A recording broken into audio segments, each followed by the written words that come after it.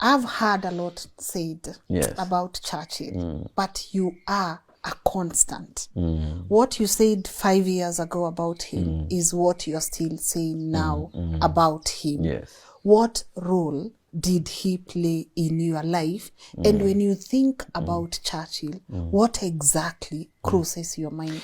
What exactly crosses my mind is let me say a savior, let me say a mentor, let me say a bridge, let me say a destiny helper, because whatever the platform that was there, people, you have to see the platform. You understand? Ni kama Biblia tu pia ni platform. Hiyo vitu ziko hapo ndani unaweza ignore kupitia, labda ndio zinatupeleka mbinguni, ndio zitatupeleka actually. Yes. It's a platform. He is a platform, and he is a bridge to many things. Because if I didn't go through Churchill, you know, people tend to say that, hey, ujamaa anatoa hiyo character vizuri. It takes 10 years to make 1 year right. All these years of behind the scenes, I know how to write a script. I know how to, you know, to deliver a joke. I know how to build up to a joke. It is through that platform that I hear a lot of people right now are trashing and doing all those things. But to me, that guy is a mentor. He's a bridge, very important in my career, because I learned a lot of things there. I got my wife from that platform, you understand? He's a person who will always call me on days that you don't expect me. Where shikidia tu hapo when things, you know, when storms hit and everything. He's a person that I will call and ask ni aje nafanya. I even called him for the show when I was doing wash for. Ask ni aje nafanya show nini. He advised me do 1, 2, 3 na inaenda hivyo. And I wouldn't want to disrespect him. And I see a lot of things are happening. People are saying things. It is okay. But I want to remind people one thing. And let me say actually this. No matter how big you grow, no matter how masculine you become, you will never be older than your father. Never. You will never be.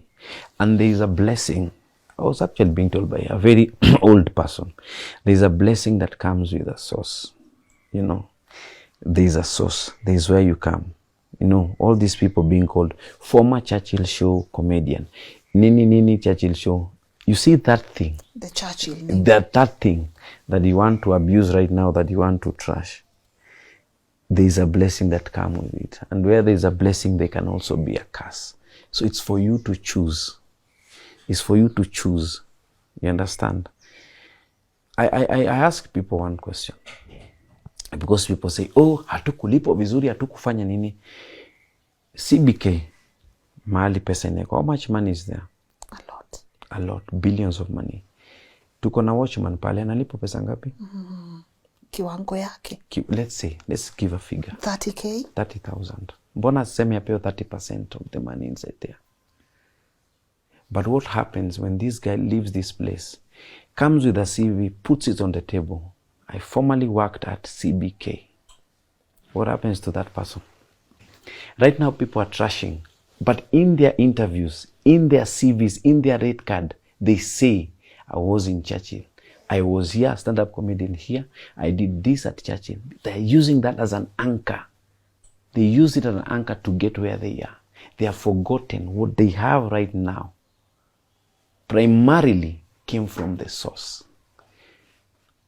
So as much as every job has challenges, I wouldn't stand here and trash this guy and say, hey, ujamani nifanyia hivi na hivi. Kwenye hakuna challenges, babako haikosa pesa ukafukuzwa shule. Mob sana. You understand?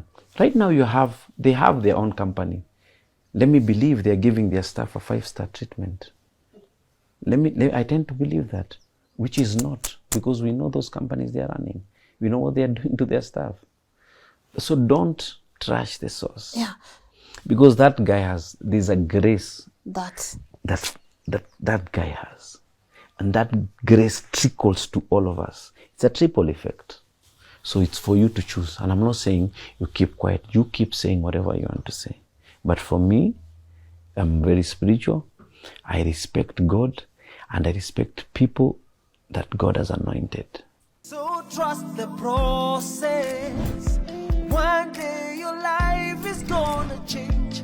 Keep on believing.